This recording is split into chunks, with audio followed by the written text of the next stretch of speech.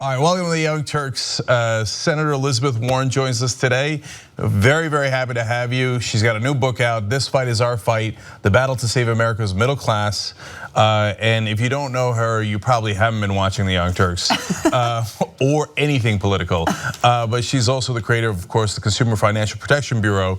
Just over the weekend, I read an analysis that said that it returned $11 billion to consumers. Directly to families that were cheated. This is what I love about this agency. This is government that actually works for people. So we gathered up to build the agency, gathered up all the consumer protection laws that were already out there, put them with one agency. They got the resources, they developed the expertise, and they have a mission. And they get out there to level the playing field. So you get cheated on credit cards or a bank account or a student loan, and the consumer agency comes in and does some enforcement.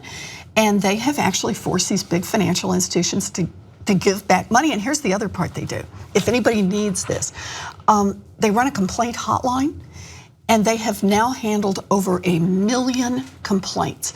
So when you get dinged for $5 because it's a charge and they won't reverse the charge and you think that's wrong on some credit deal, or they won't give back your $15,000 down payment on a house because they said blah, blah, blah, they get to keep it. People file complaints through this consumer agency. You can go to cfpb.gov or consumeragency.gov, and you can look at the complaints, you can file a complaint, and a lot of the complaints, not all of them, but a lot of the complaints get resolved through the agency. People get their money back. It's a way to level the playing field between ordinary folks and these giant banks. So I think the Consumer Financial Protection Bureau is amazing. I think that if I saved people $11 billion, I could retire off of that. You think? Okay, so I'd feel great about that. But it does lead to an interesting question about how you walk the line between what you want to push forward and get accomplished like you did with the Bureau, but at the same time resistance from some quarters of the Democratic Party. Yep. So President Obama, good example there. He did set it up. On the other hand, it was obvious that you should have led that, and he didn't have you lead it in the beginning. You have tweaked him on occasion. I have done more than tweak him, but I'm not a senator. So what's your sense of how to walk the line when you disagree with Democrats that you think are a little bit more careful, honestly, with their donors? Yeah, so it's interesting you'd raise that, because I'll tell you a story from the fight over the CFPB. The financial crash has happened, and a lot of people are focused on the big things, what we're going to do, what became Dodd-Frank, right, about the big financial institutions and too big to fail and so on. And I'm looking at it and saying, hey guys, if we had had a consumer agency in place, this crash never would have happened, because you couldn't have built up that kind of risk in the system from lousy, cheating mortgages, which is what those things were. So I'm pushing and I'm pushing and I'm pushing to get the consumer agency. And let's face it, the banks all hate it. They're spending more than $1 million a day to lobby against financial reform in general, but the consumer agency is like literally right at the crosshair, right in the center of what they're saying. No, no, no, it will never happen. Republicans, no, no, no, we can never have this. And Democrats, there were some yes, some no. And so I had someone ask me, this is long before I was ever in politics, ever thought I would be. Someone asked me, so if you can't get this strong independent agency that you want, kind of in effect, I think the question was something like, how much of a compromise could you take to get, to get everybody on board? And I said, look, my first choice is a good, strong, independent agency. And my second choice is no agency at all and a lot of blood and teeth left on the floor. Well, I like that kind of talk. And because that's how I saw it. You either get something good that's worth fighting for, but the point is you get in there and you fight for it. So now, I like your emphasis on the word fight. You got the word fight twice in your title this time. Last book was... Next one, I'll have it 3 times. Last book was Fighting Chance. By one count, yet over, you used the word fight 250 times in the first book. So that's near and dear to my heart. But so that leads to two questions: one about Democrats, one about Republicans. So Kurt Schilling, who considered running against you, now apparently looks like he's not going to. We'll see. First of all, how much would you love to run against Kurt Schilling? You know, that's up to Kurt Schilling. Okay, all right. Use the word hate in regards to you, saying this is the senator we hate most. In the words of FDR, do you welcome their hatred? You know, look, guys, bring it on. I mean, that's kind of my bottom line here. Because what I want to do is I want to say, tell me exactly what it is that drives you so crazy about me. Is it the fact that I really do believe that the federal government should not be making a profit off the backs of students on student loans, and that we ought to get ourselves to a place where kids can go to college without getting crushed by student loan debt? Is that the one that drives you crazy? Is it the fact, oh, here's one.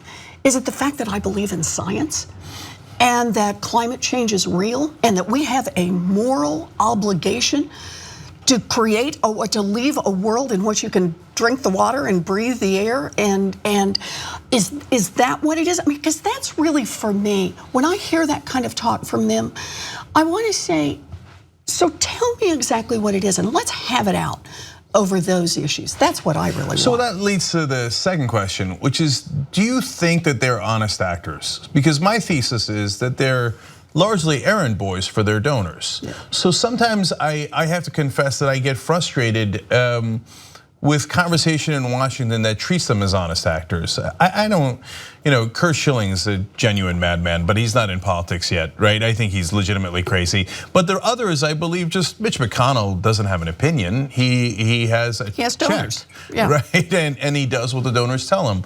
So the reason they were against the Consumer Financial Protection Bureau is obvious. They're donors. 12 billion reasons, right? 11 billion reasons and counting, right? Yes, their largest donors are the financial industry, and the financial industry wants to be able to keep those $11 billion that, by the way, they are not entitled to, that they took wrongly from consumers, and that's why it was returned. Well, they had to return it. They had to admit that they took it wrongly. So that's easy enough, I think, with Republicans, except I'll ask one more question about that, and then we'll turn to the Democrats. Ben Carson. So, okay. So you knew this is coming. No, it's a fair question. Okay.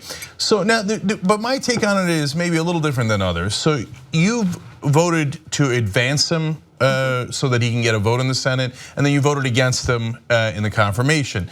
But when I saw why you did it and your explanation of it, look, I actually don't care that much about that vote, to be honest, because when a president wins, like President Trump wins, well, he's gonna pick loathsome people as his cabinet, and that's a fact of life. And yeah, you fight him, and then likely they get confirmed, and they all did. So, but I think that the part that honestly bothered me a little bit was when it goes to the heart of this conversation, is that when you said you met with him and he kind of convinced you that he would be an honest actor. Whereas I don't think that Republicans think that way. I mean, what did? He comes in and they slash HUD dramatically. Oh, I know. Right? So there is no, do you think that Ben Carson, when he's talking to you in your Senate office, is having a real conversation with you and that he could deliver on promises not to cut things? Because I think that's just not realistic. So let me tell you what the conversation was about. Okay. The conversation was about lead. And it was about the fact in Massachusetts we have the oldest public housing stock in the nation. And a lot of there's still a lot of lead paint in them. And the federal government has been promising for years that they would do lead abatement, that they'd get it out, right? And they haven't. And that means year after year after year, when mamas raise those windows and lower those windows, it creates lead dust that the babies breathe in, and it causes brain damage. And Ben Carson and I had a conversation about the effects of lead on brains and about how it is that the federal government is providing housing still in 2017, is still providing housing in America where there's a lead problem. And Carson, whose whole background is as a neurologist, right, a neurosurgeon. Carson went into a whole long, passionate explanation of the importance of lead abatement and the impact of lead on developing brains, and how he would make this a first priority for him. And he said he would fight for the resources to do it. He would fight to have resources in public housing and so on. And I thought, maybe he will. Maybe he will. Not for sure he will, but maybe he will. I'm on the front lines in the fight against Betsy DeVos, whom I had just met with in that same period of time. On the front lines in the fight against the Secretary of Labor, on the front lines in these other fights. But I thought maybe Carson would do this. And then what happened is we advanced him out of committee so that he can go to the floor. And in that 5 weeks between that time and the time he goes to the floor, Trump puts his immigration ban in place, trying to ban immigrants from Muslim countries, which is then, of course, declared unconstitutional. We're at the airport fighting on this. Trump makes it clear just where he's heading.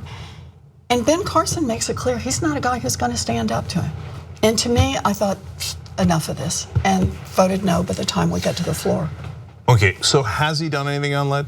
No. So then what is the assumption you have going forward about, honestly, not just Republicans, but Democrats who are beholden to donor money? Look, it's that right now in Washington, money is everything. This is what I talk about in the book, This Fight Is Our Fight. As you know, I talk about the big arc of when America once worked for working people and how unions strengthened, how we built a middle class, how we created opportunity for kids like me, for kids that grew up in families that had nothing. And how that changes starting in 1980, going forward to 2017. And how it has been in America that has been filtered. Every decision in Washington gets filtered through how it affects the rich and the powerful. And that's because of the donor class. But I just want to add so much more. And that's what I talk about in the book. It's not just about donors. It's about the lobbyists, the armies of lobbyists that are there. It's about the bought and paid for experts. It's about the so-called think tanks that just churn out something that's churn out ideas that come exactly from the donor base. It's how money, I describe it at one point, how money slithers through Washington like a snake. And it is there at every point, and it's affecting every decision we make. And if we don't fight back, it truly will destroy our democracy. So that's of course absolutely right. In 1980 is when the turn happens, partly because of Supreme Court decisions, Buckley v. Valeo and Bellotti in '78, where they say corporations have the speech rights to be able to, in essence, legally bribe politicians. So now it's easy for me to point that out, and it's easy for me to criticize Republicans and Democrats on that issue. And you mentioned think tanks. Center for American Progress, you've spoken there, is a Democratic think tank. Third Way has attacked you as a so-called centrist think tank, but I think they're wolf in sheep's clothing that pretend to be on the left, but are in fact work completely for corporations. Third Way is a little easier for you. Center for American Progress is a little harder for you since you've spoken there, and I'm sure you have friends there. And it's easy for me, not as easy for you. You're a Democratic senator. Joe Manchin, I think, is another guy who works almost completely for his donors. Easy for me to say, not so easy for you to say. So how do you balance collegiality and working together with Democratic colleagues and some of the realities you know about their donor base, and or if you're going to be charitable, your differences of opinion? So look, for me, this is not about collegiality. I just want to be blunt. I'm not running for Miss Popularity. That ship sailed a long time ago. But for me, what this is really about is fighting for the same set of issues I came to the United States Senate to fight for. I came to politics very late in life. I thought I'd spend my whole life as a teacher and a researcher. And what I kept watching is what was happening to America's middle class, what was happening to working families, what was happening to the poor, what was happening to opportunity in America. I'll work with anyone who will help us expand opportunity again. And I want to make a spirited defense that there are folks like Joe Manchin. He works hard on issues that affect working people in West Virginia. He rounded up the whole Democratic caucus, and I give him complete credit for this, to get the US government to move in and make good on the miners' health insurance. These were people who are going to be kicked off their health insurance, people whose lives have been wrecked from years of working in the mines. And when we can get together on student loans, when we can get together on Social Security, expanding Social Security instead of contracting it, when we can get together on the issues that affect the economic well-being of hardworking people in this country, then by golly, I'm going to do it. So, you could point to a couple of votes that Manchin has done right, of course, right? Mm-hmm. And I could point to probably more than a couple that he's done wrong, in my opinion. But is there any Democratic senator that you wouldn't support in a primary because they are not progressive enough or they're too beholden to their donors? Right now, I gotta say, I've worked with all of my colleagues, and shoot, are there places where I don't agree with them? You bet. Are there places I have fought with them? Yes, there have, and places I will continue to fight with them. But there are also places where they've stood up for hardworking families where we couldn't get one Republican to stand with us, not one, not one. We talk about expanding Social Security, and we get all of the Democrats standing with us. How many Republicans did we get for that one? None.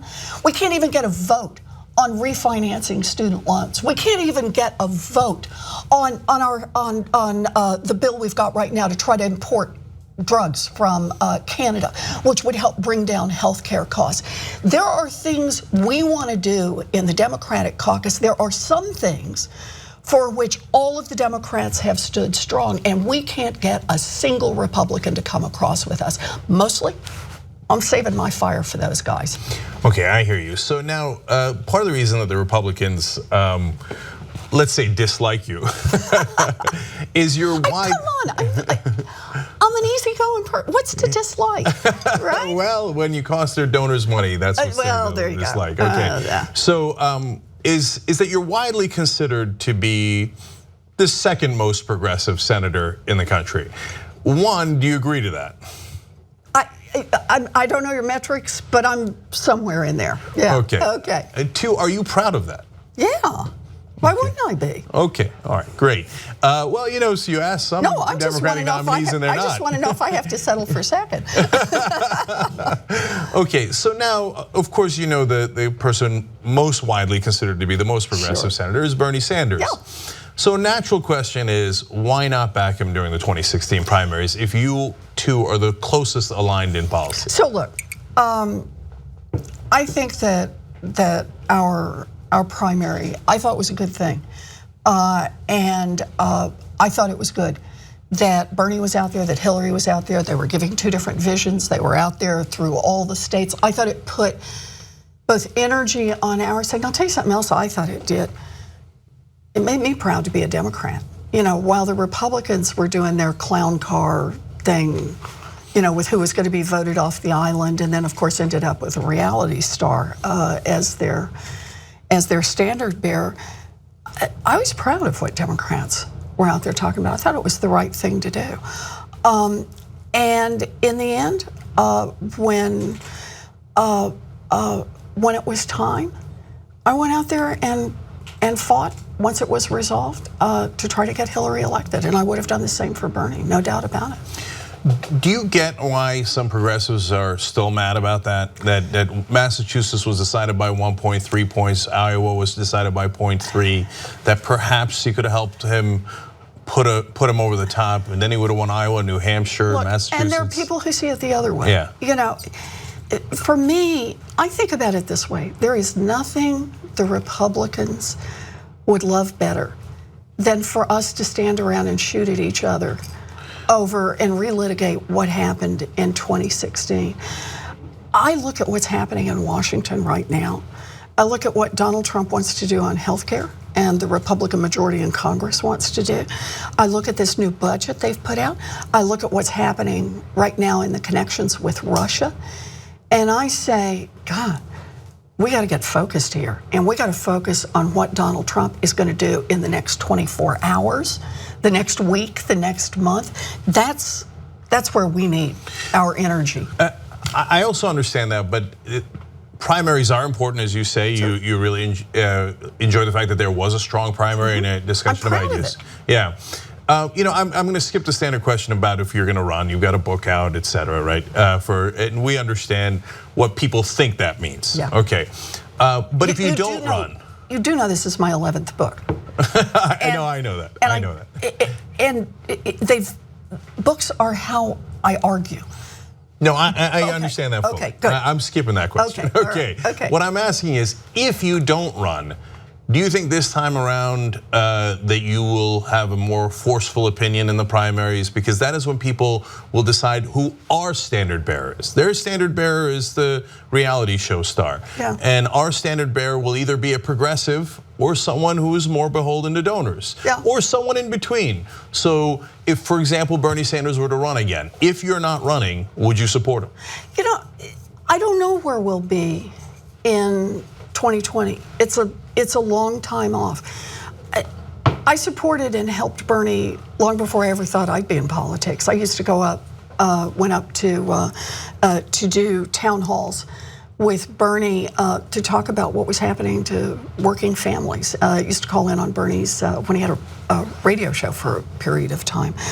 But I don't know where we'll be in 2020. I don't think Bernie knows where we'll be in 2020. So I don't know what Bernie's going to do, and I don't want to be in a position to push Bernie to do anything. What I see right now really is that as Democrats, as progressives, we can't make politics a once every 4-year thing. It has got to be an everyday thing. Donald Trump has not been in office, 150 days yet? It's less than that.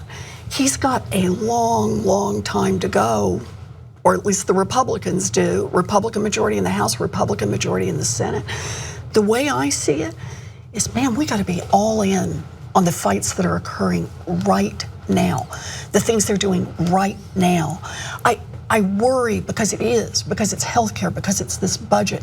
I worry about what's happening over at the Environmental Protection Agency. I worry about what's happening at the Department of Education, and how we need to exercise oversight. And I want to use oversight not just in a technical Washington sense, but in a democratic, small d democratic sense, that we watch, that we ask our government, we demand that our government be responsive to us.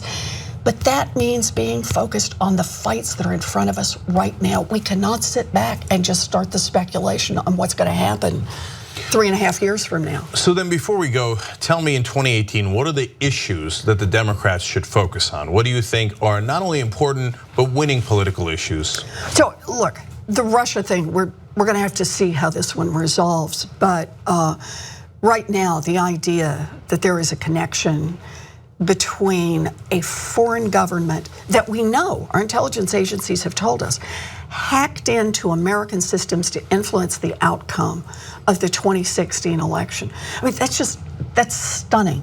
So, and right now, Republicans won't even talk openly about the fact that it happened, much less what it is that we need to do to get to the bottom of an investigation about it and make sure it never, ever, ever happens again. I think that's going to be a really important, and where that develops, about the relationship between Russia, the Trump campaign, and Donald Trump personally. I think that's going to be a big deal. I think it's a big deal to talk about healthcare. There is nothing right now that better illustrates the difference between Republicans and Democrats. That Republicans want to knock 24 million people off healthcare so that they can give a tax break to a handful of millionaires and billionaires. They want to drive up costs for middle-class families and working families so they can give a tax break to a handful of millionaires and billionaires. They want to say it's okay to charge more for people with pre-existing conditions or cut out people with mental health issues or substance abuse. Also, they can give a tax break to a handful of millionaires and billionaires. Man, how could you have a better distinction between what it means to be a Republican in America today and what it means to be a Democrat? And then look at that budget. Look at that nasty budget that Donald Trump has sent forward. And the Republicans are saying, hey, yeah, it looks like it's right at about the right place. A budget that takes areas like public education and says, hey, let's cut funding for, I don't know, for foreign languages, for PE, cut funding for AP classes, cut funding for the Special Olympics. I mean, are you kidding me?